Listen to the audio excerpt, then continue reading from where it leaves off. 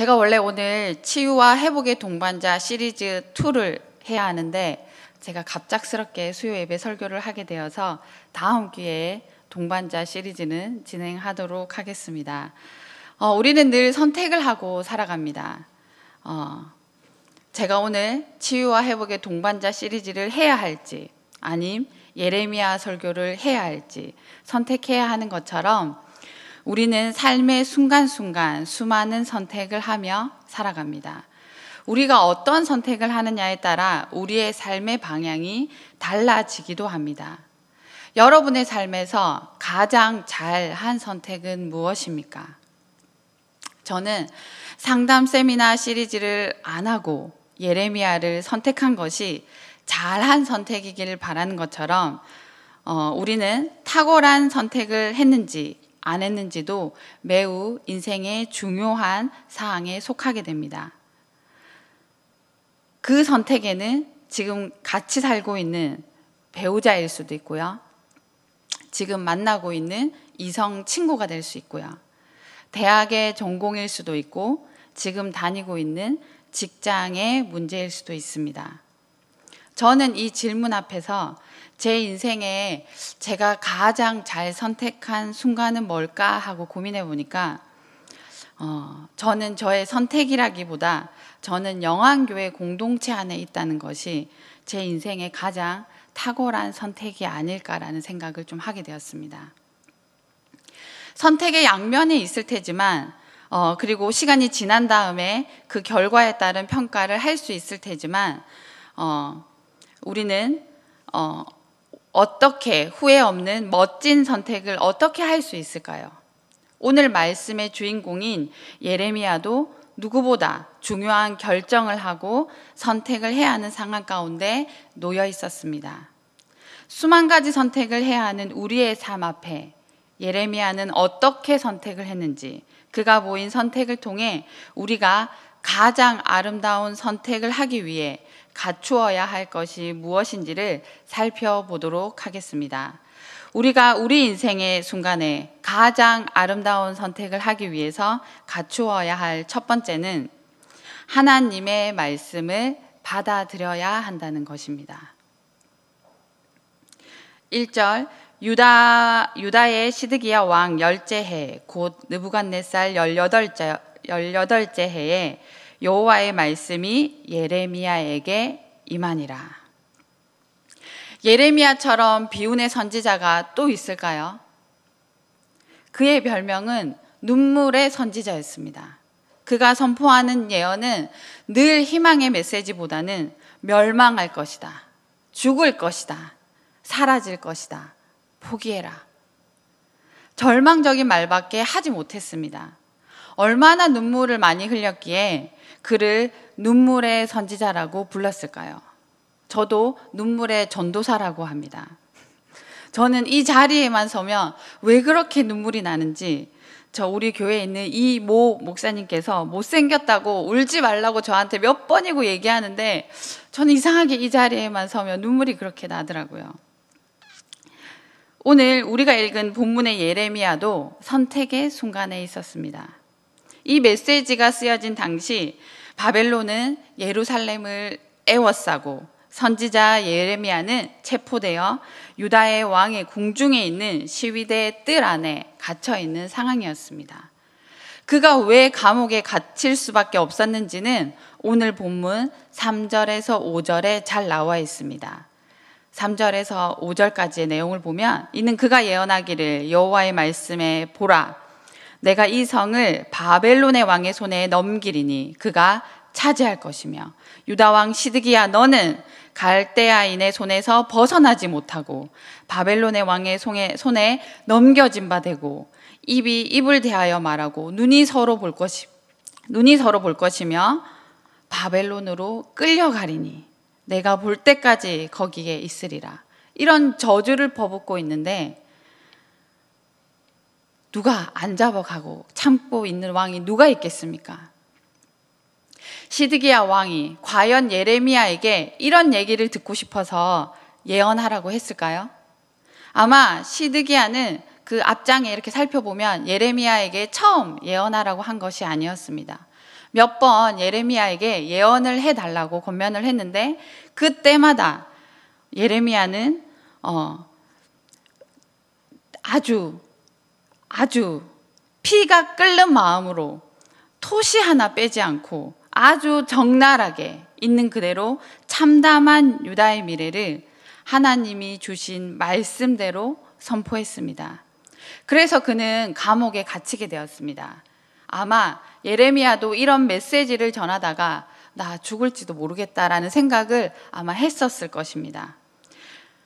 그러나 어떻게, 무엇이 그에게 이런 메시지를 전할 수밖에 없는 이 정확한 하나님의 말씀을 선포할 수밖에 없게 만들었을까요?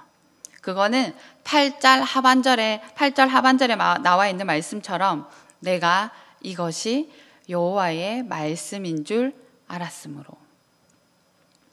바로 그 이유는 예레미야에게 오직 하나님만이 이 땅의 창조주요, 오직 여호와의 말씀만이 이 땅을 살아갈 이유였음을 그는 알았기 때문입니다.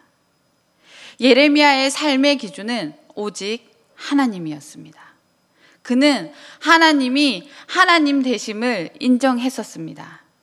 우리는 삶의 많은 부분에서 나에게 손해가 되는지 이익이 되는지 득과 실을 따지며 그 결과의 성패에 따라 우리의 삶의 수많은 선택 앞에 내가 주인이 되어서 결정을 하지만 눈물의 선지자 예레미야는 그의 삶의 기준은 오직 하나님이었습니다.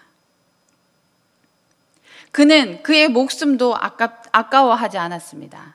그는 오직 하나님께 메인바되어 두려움과 불안을 넘어 하나님이 하나님 되심을 인정하였기에 그는 누가 뭐라 한들 그 결정을 하고 자신이 결정한 뒤에 하나님이 계심을 알고 있었습니다. 그래서 그는 다시 한번 우리가 이해할 수 없는 결정을 하기 시작합니다. 우리 8절 다 함께 한번 읽어볼까요? 8절 시작. 여호와의 말씀과 같이 나의 숙부의 아들 하나멜이 시위대 뜰 안에 나에게 와서 이르되 청하노니 너는 베냐민 땅 아나돗에 있는 나의 밭을 사라. 기업의 상속권이 내게 있고 물을 권리가 내게 있으니 너를 위하여 사라 하는지나 내가 이것이 여호와의 말씀인 줄 알았으므로. 하나님의 말씀이 예레미야에게 나타나 그 땅을 사라고 말씀하십니다. 지금 우리에게 하나님이 나타나 땅을 사라고 하면 너무 좋을 것 같죠? 땅을 사라고 하면. 저는 땅을 사라고 하면 너무 좋을 것 같아요. 그런데 그 당시에 예레미야가 땅을 사야 하는 행위는 말도 안 되는 행위였습니다. 그 당시 토지제도는 땅을 팔아야 하는 순서가 정해 있고 친척들에게 팔아야 하는 법이 정해져 있긴 했었지만 그 모든 것을 제외하고도 이제 1년 뒤면 바벨론에게 점령되어 사라질 그 땅, 아니 지금도 2절 말씀에 보면 나와 있는 그때에 바벨론 군대는 예루살렘을 에워싸고 있는 그때에 그 땅을 누가 살고 팔고 하고 있을까요? 그 땅은 곧 망할 거야. 이 땅은 황폐해질 거야. 라고 선포한 감옥에 갇혀있는 예레미야에게 나타나 위로는커녕 손해를 볼 행동을 하라니요. 누가 봐도 상식적으로 그 땅을 사면 안 되는 경우였습니다. 누가 봐도 어쩌면 정말 어처구니가 없는 행동이었습니다. 하지만 그는 그 땅을 아주 정확한 값에 삽니다. 왜 샀을까요? 바로 8절 마지막 우리가 읽었던 내가 이것이 여호와의 말씀인 줄 알았으므로. 그가 이 어처구니 없는 결정을 한 결정적인 이유는 그는 그것을 하는 것이 하나님의 명령인 줄 알았기 때문입니다. 그는 이 일의 결정이, 이 일의 주권이 하나님에게 있음을 확신했기 때문입니다. 우리가 어떤 결정 앞에 이 상황이 하나님의 신뢰 가운데 있다는 사실만 알게 된다면 그리고 우리가 하는 이 결정이 하나님의 인도하심 가운데 일어나는 일이라는 것을 확신할 수만 있다면 우리는 그 일이 어떤 결과를 가져오던, 하물며 우리가 망하던, 우리가 죽음 앞에 있게 되던, 우리는 우리 인생의 가장 아름다운 결정이라고 말할 수 있을 것입니다. 우리가 우리 인생의 가장 아름다운 결정을 할 수 있는 첫 번째 방법은 하나님의 말씀을 받아들여야 한다는 것이고, 두 번째, 우리가 가장 아름다운 결정을 할 수 있는 두 번째 방법은 하나님이 주시는 소망을 바라보아야 합니다. 예레미야는 그 땅을 샀습니다.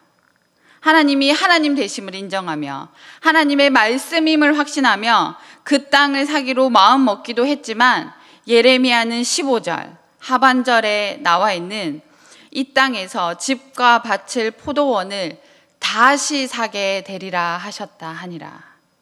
이 땅을 회복시킬 그 먼 미래의 하나님의 약속을 바라보았습니다. 우리는 이 땅을 살아가면서 수많은 이야기를 듣습니다. 그 약이 좋다더라. 그 병원이 좋다더라. 무얼 하면 좋아진다더라. 이걸 하면 좋다더라. 저도 수많은 이야기에 노출되어 살아가고 있습니다. 제가 요즘 머리카락이 엄청 많이 빠지는데 누가 검은 콩은 좋다더라. 알로에를 갈아서 바르면 머리카락이 난다더라. 요즘 이 저 집을 사면 땅값이 오른다더라. 집값이 어마어마하게 오른다더라. 수많은 세상의 유혹들이, 카더라 통신들이 우리를 하나님의 소망을 바라보기보다 이 땅을 살아가는데 유익을 주는 이야기에 귀를 기울이게 만들고 있습니다. 이 수많은 이야기들 속에 우리가 들어야 하는 이야기는 우리 그리스도인의 삶에는 산 소망이 있다는 이야기. 이 땅이 끝이 아니라 이 땅 너머의 삶에 하나님의 소망이 있다는 이야기에 관심을 가져야 하는 것입니다. 예레미야는 그 당시에도 수많은 이야기가 들려왔을 거예요. 하지만 예레미야는 오직 여호와의 말씀에 귀를 기울였고 여호와의 말씀에 순종했습니다. 이 세상 누구도 내 당대에 볼 수 없는 무언가를 결정하지 않을 것입니다. 하지만 예레미야 인생의 모든 것을 하나님의 메시지로 충만하게 살아가는 사람이었습니다. 이렇게 살아가는 것이 그리스도인이요, 이렇게 살아가는 것이 신앙인의 모습입니다.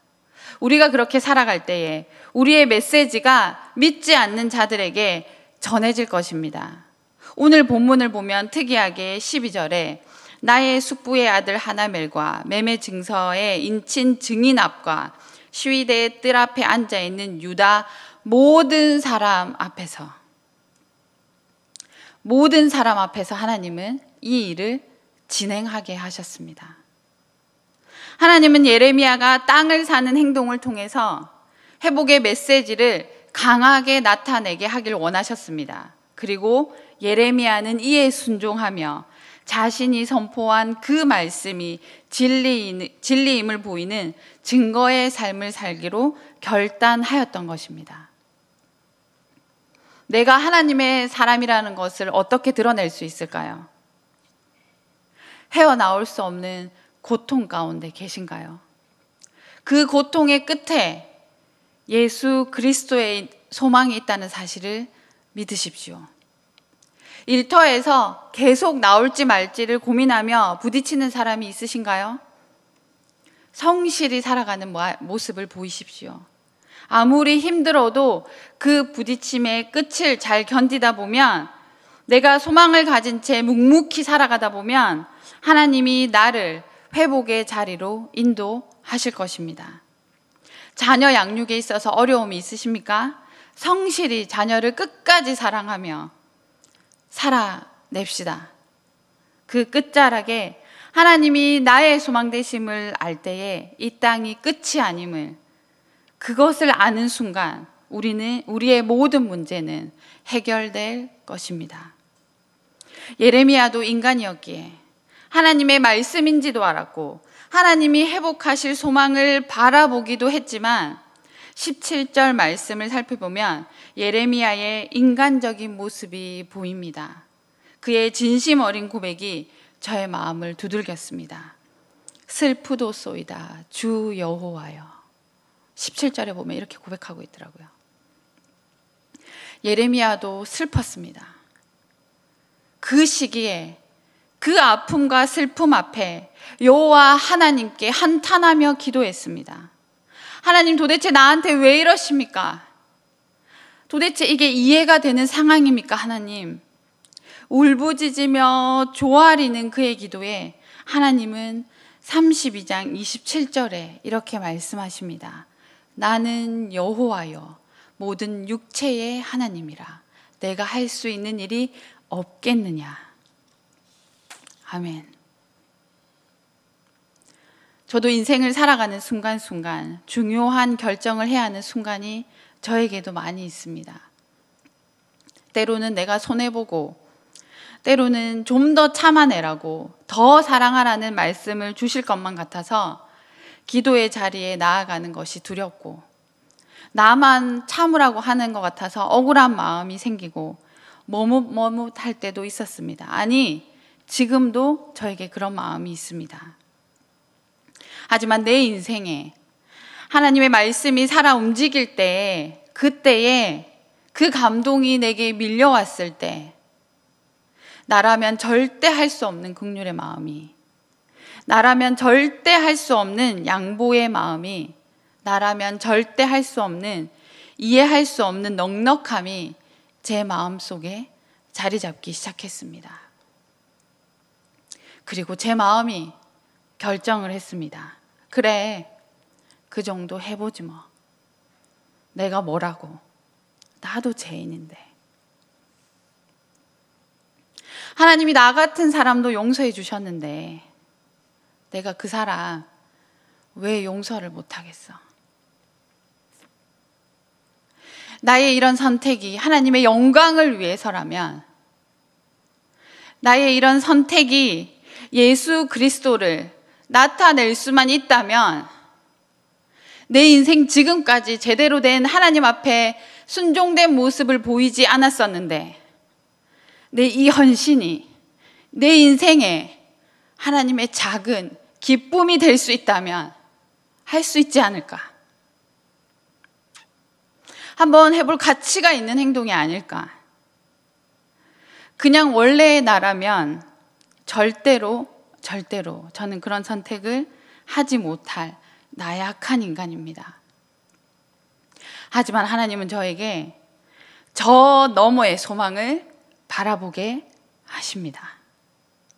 그리고 그 선택이 결코 바보 같은 행동이 아님을, 그 소망을 바라볼 때에 확신해 주시는 하나님을 만납니다. 누구든지 자기 목숨을 구원하고자 하면 잃을 것이요, 누구든지 나와 복음을 위하여 자기 목숨을 잃으면 구원을 얻으리라. 안간힘을 써서 잘 살기 위해 애쓰지 말고, 오직 이 땅 너머의 소망을 바라보며 살아가는 삶을 살아갈 때에 하나님은 내게 구원의 소망을 선물해 주실 것을 약속하셨습니다. 예레미야가 믿음도 있고 결단도 있고 그렇게 했지만 슬프도소이다 주 여호와여. 하나님께 기도한 그때에 하나님이 그에게 위로처럼 건넨 그 한마디, 우리 한번 다 함께 읽어볼까요? 시작. 나는 주다. 모든 사람을 지은 하나님이다. 내가 할 수 없는 일이 어디 있겠느냐. 하나님은 결코 하나님을 신뢰하는 자신의 백성들에게 최악의 것을 선물로 주시지 않을 것입니다. 우리가 생각하지 못한 가장 선한 것으로 우리의 삶을 인도하실 것입니다. 비록 우리가 살아가는 이 시대에 그것을 맛볼지 못할지라도 이 땅이 끝이 아님을 알기에 우리는 그 소망을 바라볼 때에 억울함 없이 하나님이 원하시는 그 순종의 길을 갈 수 있으며 가장 아름다운 결정이었다고 우리는 말할 수 있을 것입니다. 시편 46편 10절, 제가 좋아하는 말씀인데요. 이르시기를 너희는 가만히 있어 내가 하나님 됨을 알지어다. 내가 문나라 중에서 높임을 받으리라. 내가 세계 중에서 높임을 받으리라 하시도다. 이 어렵고 힘든 가운데 우리가 할 수 있는 일은 우리는 가만히 있어야 합니다. 잠잠히 기다리는 것. 분명 하나님은 예레미야에게도 많은 시간이 걸릴 것임을 말씀으로 말씀하셨습니다. 그리고 그 기다림에 홀로 두는 것이 아니라 그 기다림의 시간에 하나님이 하나님 됨을 알아갈 때에, 그리고 그 사실을 인정할 때에 우리 인생에 우리는 가만히 있고 하나님은 하나님 되심을 내 인생을 통해서 나타내실 것입니다. 신앙의 가장 위대한 겸손은 가만히 있는 것입니다. 아무것도 할 수 없는 상황 가운데서 가만히 있어야 합니다. 그때 우리는 하나님의 위대함을, 하나님의 일하심을 볼 수 있는 것입니다. 여러분의 인생에 가장 아름다운 선택을 하고 싶으십니까? 하나님의 위대함을 바라보십시오. 하나님의 얼굴을 바라보아야 합니다. 우리가 그 선택을 할 때에 우리는 분명 우리 인생에 가장 아름다운 선택을 할 수 있을 것입니다. 고난의 밤이 아무리 어둡고 고통의 무게가 아무리 견디기 힘든 것이어도, 또 여전히 고난의 한밤중에 있어도 성경은 우리가 소망 되신 주님을 바라볼 수 있다고 가르치십니다. 저와 깊은 영적인 교제를 나누는 친구가 있습니다. 그 친구는 누가 봐도 사랑스럽고 누가 봐도 괜찮은 친구인데 스스로 고난의 밤을 만나기 시작했습니다. 처음에는 몸이 아픈지 알았는데 시간이 지나고 나니 마음의 병이 아픈지 알게 되었습니다. 약을 먹어야지만 잠을 이루고 세상의 모든 사람들의 이야기가 자신을 비난하는 것처럼 들리고 자신이 너무 보잘것없는 사람처럼 무너져 가고 있을 때 다른 어떤 위로보다 딱 한마디의 위로가 그 친구를 다시금 일어서게 했습니다. 눈을 들어 하늘을 봐. 이 땅을 창조하신 하나님을 봐. 그리고 그 친구는 기적처럼 일어났습니다. 하지만 이 일은 단 한 번에 이루어지는 것이 아닙니다. 우리가 인생을 살아가며 또 무너지고 또 좌절되는 일들이 너무나 많이 있습니다. 하지만 내 안에 어둠이 갇힌 채 좌절하기보다 주님을 바라보아야 일어설 수 있을 것입니다.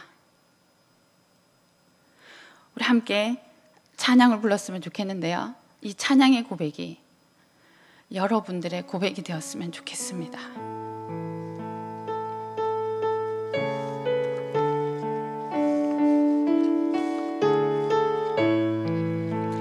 괴로울 때 주님의 얼굴 보라.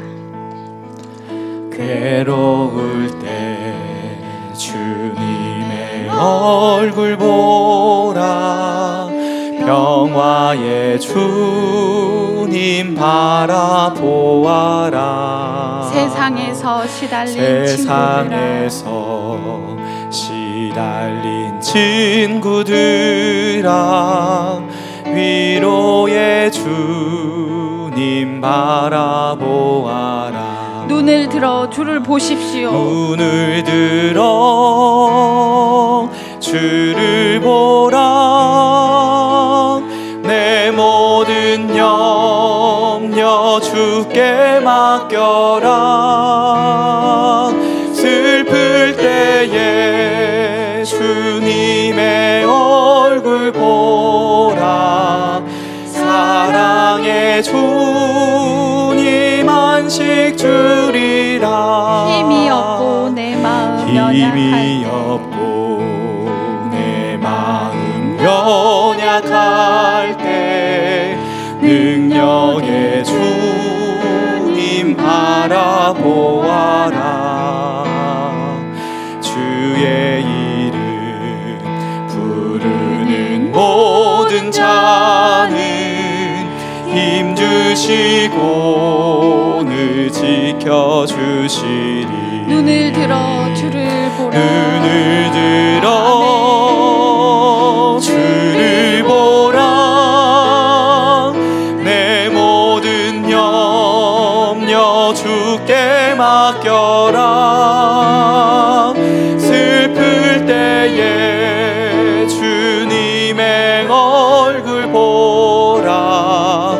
사랑의 주님 안식 주리라. 이 시간 다 함께 기도하길 원합니다. 하나님, 내 인생 가운데 아름다운 결정을 하며 살아가길 간절히 소망합니다. 주님, 내 인생의 선택 앞에 하나님의 말씀이 중심에 서게 하시고 하나님이 주신 하늘의 소망을 바라보며 그 결정권을 하나님께 드리는 자 되게 하여 주시옵소서. 하나님이 하나님 되심을 인정하며 온전한 신뢰 앞에 하나님이 일하심을 확신하며 살아가는 내 인생이 되게 하여 주시옵소서라는 고백으로 이 시간 다 함께 기도하길 원합니다. 기도하겠습니다. 하나님 아버지, 이 시간 하나님 내 인생의 아름다운 결정을 하길 원합니다. 하나님 내 인생의 아름다운 선택을 하길 원합니다.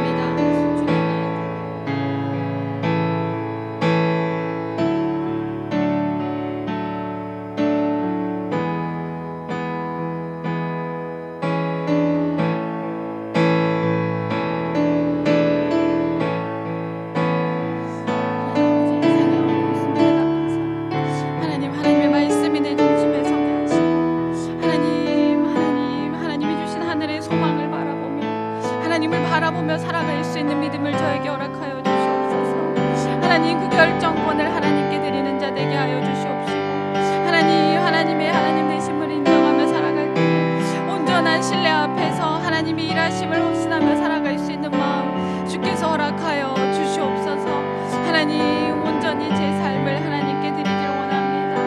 하나님, 온전히 이 시간 하나님의 얼굴을 바라보며 살아갈 수 있는 자 되게 하여 주시옵소서. 하나님의 소망을 바라보며 살아갈 수 있는 내 인생의 길자락이 될 수 있도록 하나님 함께하여 주시옵소서. 내 마음을 어루만져 주시고 하나님 내 마음을 위로하여 주시고 내 마음을 이기실 그 하나님을 바라보며 살아갈 수 있는 믿음이 제 안에 확신되며 살아갈 수 있도록 주님 인도하여 주시옵소서. 하나님을 바라보며 살아갈 때에 하나님을 바라볼 때에 내 인생의 모든 결정이 하나님 앞에서 아름다워질 수 있도록 우리 한 번 더 찬양하길 바랍니다. 괴로울 때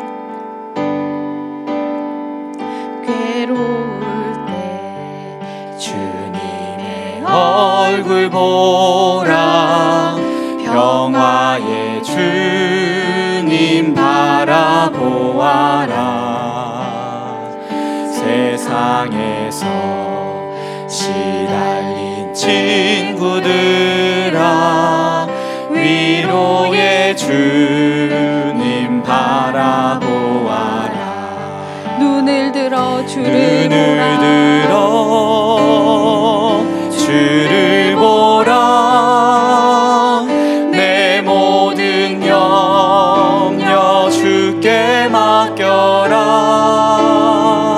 슬플 때에 주님의 얼굴 보라.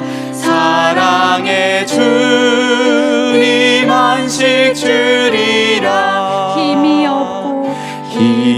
없고 내 마음 연약할 때 능력의 주님 바라보아라.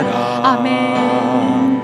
주의 이름 부르는 모든 자는 힘주시고 늘 지켜주시리. 눈을 들어 주를 보시길 바랍니다. 하나님의 능력을 구하며 우리의 고백이 되길 원합니다. 하나님, 내 모든 염려 주께 맡겨라. 슬플 때에 주님의 얼굴 보라. 사랑의 주님 안식 주리라. 눈을 들어 주를 보라. 눈을 들어 주를 보라. 내 모든 염려 주께 맡겨라. 슬플 때에 주님의 얼굴 보라. 사랑의 주님 안식 주리라. 우리 이 시간 계속해서 기도하길 원합니다. 우리가 이렇게 잠잠하고 조용한 따뜻한 공동체에 있을 수 있는 이유는 바른 리더십들과 보이지 않는 이들이 기도하는 자들이 있기 때문입니다. 우리 이 시간 영안교회 리더십과 다음 세대들을 위해서 기도하길 원합니다. 우리 첫 번째, 담임 목사님을 영육간의 강건함으로 붙들어 주시고 센텀 예배당과 가야 예배당에서의 아름다운 분리가 이루어지며 더욱더 하나님의 나라가 확장되는 도구로 영안교회를 사용하여 주시옵소서. 모든 목회자와 리더십들 그리고 목자와 교육목자들의 삶이 하나님 앞에 더욱 거룩하여지며 온 교회가 영혼을 위해 다음 세대 사역을 위해 온 마음을 다해 섬기며 기도하게 하여 주시옵소서라는 기도 제목으로 기도하길 원합니다. 기도하겠습니다. 하나님 아버지, 이 시간 영안교회 리더십들과 다음 세대를 위해서 기도하길 원합니다. 하나님, 우리가 이토록 아름다운 건강한 공동체에 있을 수 있는 이유는 하나님 바른 리더십들이 있기 때문입니다.